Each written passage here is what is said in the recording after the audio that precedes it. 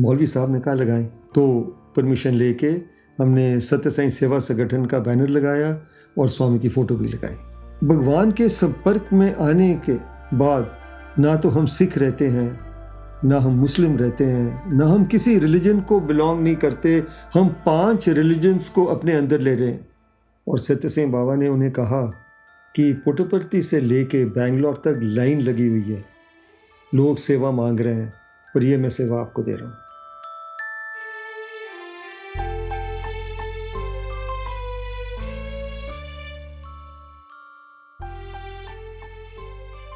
2014 में कश्मीर में बहुत बड़ा फ्लड आया था जिसने देश को हिला दिया था।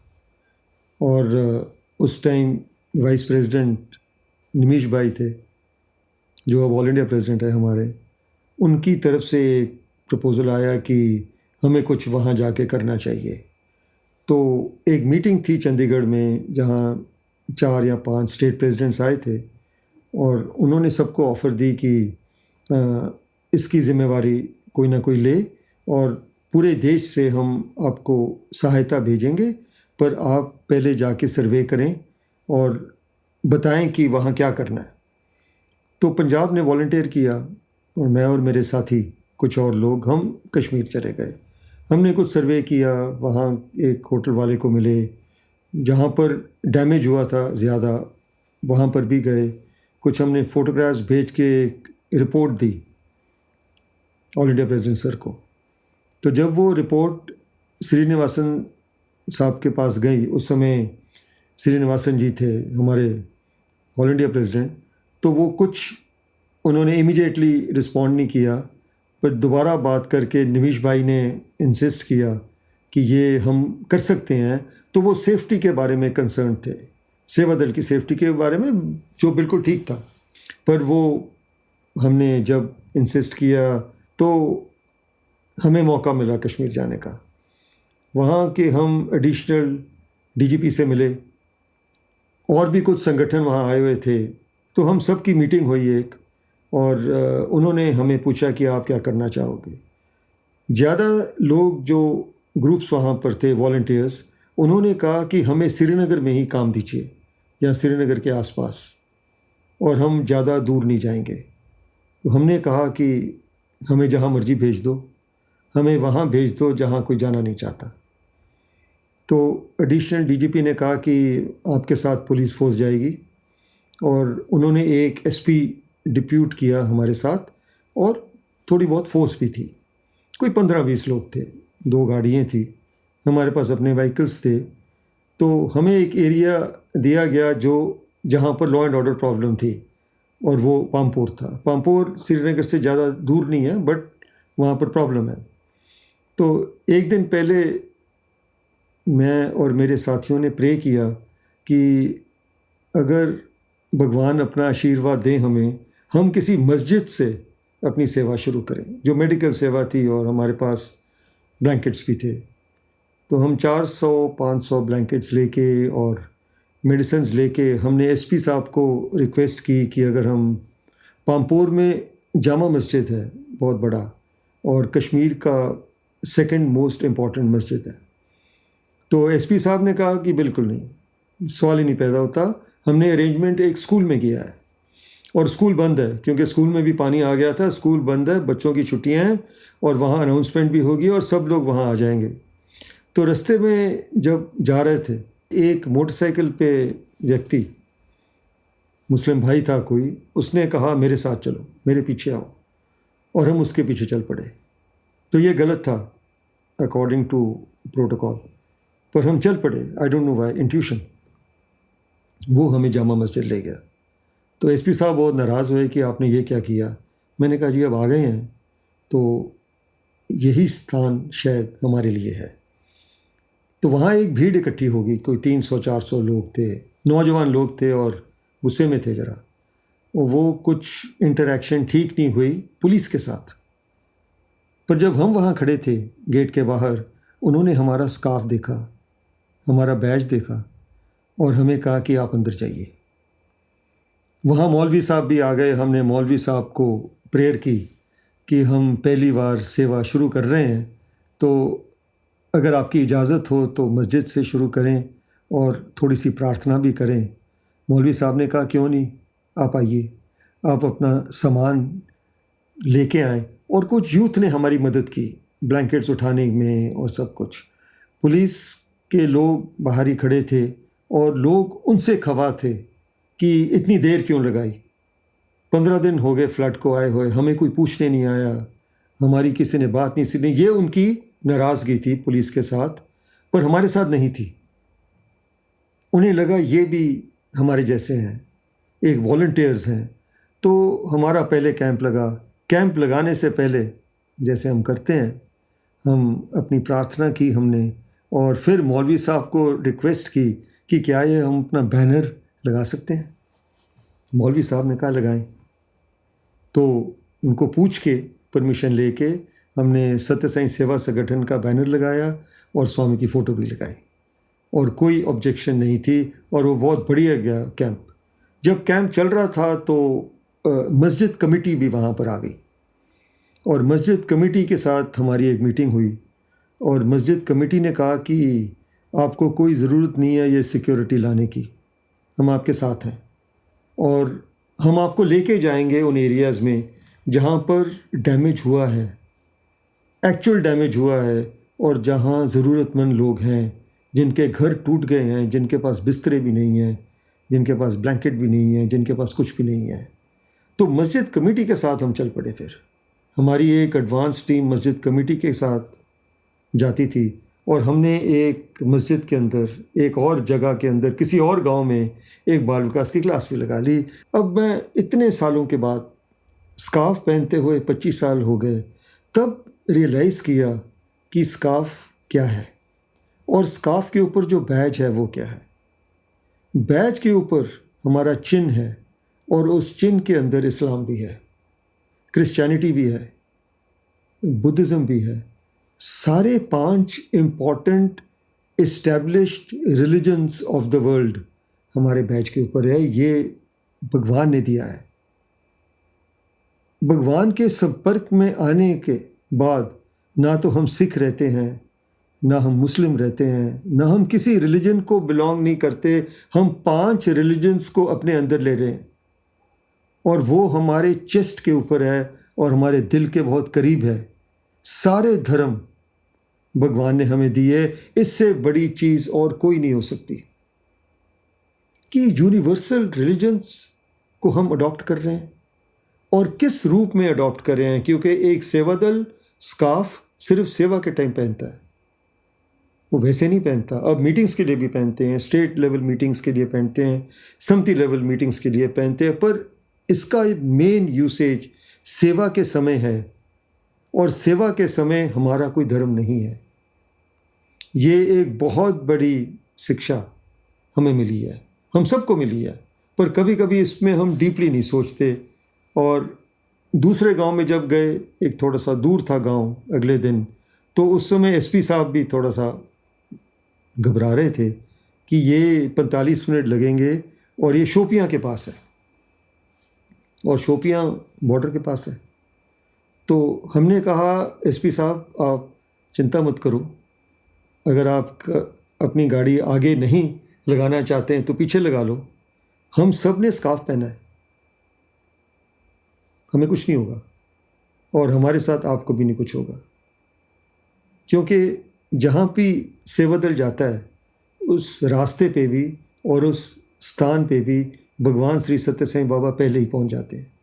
तो हमें किसी चीज़ की परवाह नहीं थी। हम उस जगह पे गए, और जहाँ भी गए तकरीबन 14 कैंप्स लगाए, जिसमें दिल्ली के भी बहुत भाई थे। दिल्ली और पंजाब ने मिल के ये काम किया।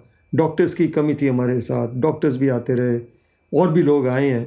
तो एक बहुत ही बढ़िया समय हमने कश्मीर में बिताया। और ये प्रार्थना सिर्फ एक है कि हमारे मुस्लिम भाई और बहन भी हमारे साथ आएँ, इस संगठन में आएँ। और जब आप सत्य साईं के फोल्ड में आ जाते हो तो ऑटोमेटिकली ये दिल के अंदर ये बैरियर ख़त्म हो जाता है। ये मुझे लगता है मेरी सबसे बड़ी अचीवमेंट है। एक स्टॉन्च सिख होने से के बाद सिख प्रैक्टिसेस सारी करता हूँ, पर जो इनर फीलिंग्स है वो यूनिवर्सल हैं, जो भगवान का मैसेज है। प्रशांति सेवा एक एनुअल कैलेंडर में बहुत ही महत्वपूर्ण इवेंट है, और जब पहली बार 1988 में मेरे कन्वीनर का फ़ोन आया कि आपने प्रशांति सेवा के लिए जाना है, तो टिकट बुक हो गई। और मेरी जो पहली ड्यूटी मंदिर में थी, तो 1 साल या 2 साल मैंने मंदिर में ही सेवा की, और उसके बाद मुझे फिर हनुमान टेम्पल भेज दिया गया। तो अभी भी याद है कि वहीं रुकना पड़ता था, हनुमान टेम्पल में ही। वाटर टैंक्स में थोड़ी सी दिक्कत आई थी। जब पहले मुझे भेज दिया गया तो ऐसे लगा कि आश्रम के बाहर निकाल दिया। तो वहाँ पर कोकोनट ट्रीज़ हैं काफ़ी, और हम लोग नीचे बैठते थे, तो यही डर रहता था कि कहीं कोकोनट ऊपर ना गिर जाए। पर मैं दावे के साथ कह सकता हूँ कि जो मर्जी कर ले, जहाँ मर्जी बैठ जाएं, इधर उधर कोकोनट ज़रूर गिरता था, पर कभी सिर के ऊपर नहीं गिरा। तो ऐसे फीलिंग्स आती हैं कि प्रशांति सेवा में कोई भी जगह हो, एयरपोर्ट की ड्यूटी है एक। मैं कभी सोचता था कि ये एयरपोर्ट में क्या करेगा हमारा सेवा दल, वहाँ कोई काम भी नहीं है, और डे नहीं है, नाइट ड्यूटी है, और पूरी रात 1 या 2 सेवा दल सत्यसाई एयरपोर्ट के बाहर बैठे होते हैं, और वहाँ सिर्फ हवा की आवाज़ आती है, और कुछ बिल्कुल सन्नाटा होता है, अंधेरी रात होती है। तो वो भी एक पॉइंट है, और उसकी उतनी ही इम्पोर्टेंस है जो मंदिर में किसी पॉइंट की हो। स्वामी ने खुद कहा है कि मैं बहुत साल पहले, बहुत सदियों पहले से मैंने डिटरमिन किया कि आपकी सेवा कहाँ पर लगेगी। इसलिए प्लीज़ कोई रिक्वेस्ट मत करो, कोई चॉइस नहीं है। जो भी सेवा हमारे भाइयों की, बहनों की जहाँ पर भी लगती है, वो समझ लो कि भगवान का ही एक संदेश है, और भगवान की इच्छा है कि आप वहाँ पर जाएं। तो अभी रात को हम लोग कभी चाय बांटते हैं, काफ़ी जगह पे कुछ सांप भी दिखाई देते हैं। और हनुमान टेम्पल पे जब मैं था तो काफ़ी बार हमें भगवान शिव के, मैं कहूँगा, दर्शन हुए। तो वो जितने भी स्नेक्स हैं पुट्टपर्थी में, कि पुट्टपर्थी का नाम ही एंट हिल है, और वहाँ इट्स नेचुरल की स्नेक्स होंगे, और बहुत सारे होंगे। कभी गणेश टेम्पल में भी, अब मुझे मालूम, पर उस टाइम पे पेड़ के ऊपर भी लटकते थे, और जहाँ भी हम जाते थे कहीं ना कहीं एक बहुत लंबा स्नेक आगे से क्रॉस करता है। आज तक किसी भी सेवा दल को कभी भी कोई ऐसा इंस्टेंस नहीं हुआ कि उसको स्नेक बाइट हो। जब मैं हॉस्पिटल में काम किया, मैंने सेवा जब सुपर स्पेशलिटी हॉस्पिटल में की, तो काफ़ी स्नेक बाइट्स के लोकल लोग आते थे, पर इन 30, 35, 40 सालों में मुझे एक भी इंसिडेंस नहीं होगा कि अगर सेवा दल को किसी स्नेक ने बाइट किया हो। I am not sure about it, but I am sure कि मेरे नॉलेज में नहीं है। सेवा के दौरान भगवान की नज़र एक एक सेवा दल के ऊपर होती है। वो क्या कर रहा है, कितने बजे आ रहा है, कितने बजे जा रहा है, ड्यूटी पे है या नहीं है, सो रहा है कि जाग रहा है। और एक छोटा सा इंसिडेंट था, जब हम हिमाचल प्रदेश के साथ ड्यूटी पे थे, तो कुछ सर्कमस्टांसेस की वजह से पंजाब का आदमी हमेशा लेट हो जाता था, और हिमाचल के भाई हमारे बहुत नाराज़ रहते थे कि आपने मुझे रिलीव नहीं किया। मैंने 6 घंटे 8 घंटे ड्यूटी की नाइट को, रात को, और आप 1 घंटा लेट आए। तो वो कंप्लेंट स्वामी के पास चली गई एक दिन, और किसी ने बोला स्वामी को कि ये पंजाब के लोग तो बहुत ख़राब हैं, ये समय पे आते नहीं हैं, ये लेट आते हैं, कोई आधा घंटा लेट आता है, कोई 1 घंटा लेट आता है। तो बाबा ने एक बहुत कैजुअल वे में बोला कि मुझे पंजाब की सेवा बहुत पसंद है। तो उसने कहा, क्या पंजाब की सेवा तो कुछ भी नहीं है, कहते वो आराम से सो रहा है, और जो ड्यूटी पे है वो बहुत नाराज़ हो जाता है। तो जो भी नाराज़ हो, मुझे वो व्यक्ति पसंद नहीं है उस समय के लिए। तो संगठन ये भी सिखाता है कि कभी नाराज़ नहीं होना, किसी से भी नाराज़ नहीं होना, कुछ भी हो जाए, अपना इक्विलिब्रियम मेंटेन करें, और सहानुभूति हो, और हर एक से प्रेम से बात करें। कोई पहले आ गया, कोई बाद में आ गया, कोई नहीं आया, सब कुछ तय है, सब कुछ फिक्स्ड है। अगर कुछ एक्स्ट्रा काम करना हो तो वो भी भगवान की एक ब्लेसिंग्स है, वो भी भगवान का आशीर्वाद है। और ये प्रशांति सेवा is a lesson for life, it's not a सेवा। और एक बार हमारे स्टेट प्रेसिडेंट बहुत खुश थे कि बहुत पुरानी बात है कि हमें ये कैंटीन की सेवा मिली है, और सत्य सिंह बाबा ने उन्हें कहा कि पुट्टपर्थी से लेके बैंगलोर तक लाइन लगी हुई है, लोग सेवा मांग रहे हैं, पर ये मैं सेवा आपको दे रहा हूँ, यू आर ब्लेस्ड। अगर आपको कोई भी सेवा मिली है during centenary celebrations, we are really blessed. आश्रम को ज़रूरत नहीं है, आश्रम में लाखों लोग हैं जो कुछ ना कुछ करना चाहते हैं, पर अगर हम पार्टिसिपेट करते हैं, और भगवान बड़े खुश होंगे कि हम एक एक इवेंट में पार्टिसिपेट करें। और ख़ासकर यूथ, जो भी नौजवान लड़के और लड़कियां हैं, अभी बहुत सारे इवेंट्स आ रहे हैं, तो एक एक इवेंट में आपको अपनी अटेंडेंस मार्क करनी होगी, क्योंकि किसी और ने नहीं करनी। एक बहुत बड़ा प्रोजेक्ट 2008 में लॉन्च हुआ था भगवान श्री सत्य साईं बाबा ने, की एक इच्छा थी कि हमारे देश में हम 6000 गांव में ग्राम सेवा करें। ग्राम सेवा का प्रोजेक्ट था, और एक 3 दिन का ट्रेनिंग कैंप था जो मुझे अभी भी याद है। वो हमारे इस समय जो नेशनल कोऑर्डिनेटर हैं कोटेश्वर राव जी ने, उन्होंने कंडक्ट किया था, और उस समय हमें ट्रेनिंग दी गई थी कि ग्राम सेवा कैसे करनी है। अभी एक दोबारा से उसको रिवाइव करने के लिए, या ये एक टारगेट पूरा करने के लिए, पूरे देश भर के संगठन ने ये सोचा है कि हम 6000 गांव को कवर करें। तो हमारा स्टेट इतना बड़ा भी नहीं है, तो हम कुछ 100 या 108 गांव में अपनी काम करना चाहते हैं। और हमने एरिया सेलेक्ट किया है जो इंडो पैक बॉर्डर है, हमारा जो इंटरनेशनल बॉर्डर है। हमें शुरू से ही बताया गया है कि कोई बॉर्डर्स हैं ही नहीं, इंसानियत में कोई बॉर्डर्स नहीं है, कंट्रीज़ में भी कोई बॉर्डर्स नहीं है, पर अभी फेंस लगी हुई है, और दिल से दिल मिलना चाहिए। जो श्री सत्य साईं मीडिया सेंटर का प्रोग्राम चल रहा है, तो उसकी प्लानिंग के दौरान हमने सोचा कि 108 गांव यहाँ पर हम अडॉप्ट करें, ग्राम सेवा करें, भजन मंडलियाँ खोलें, और कुछ एक्टिविटी करें, बाल विकास ऑल्सो।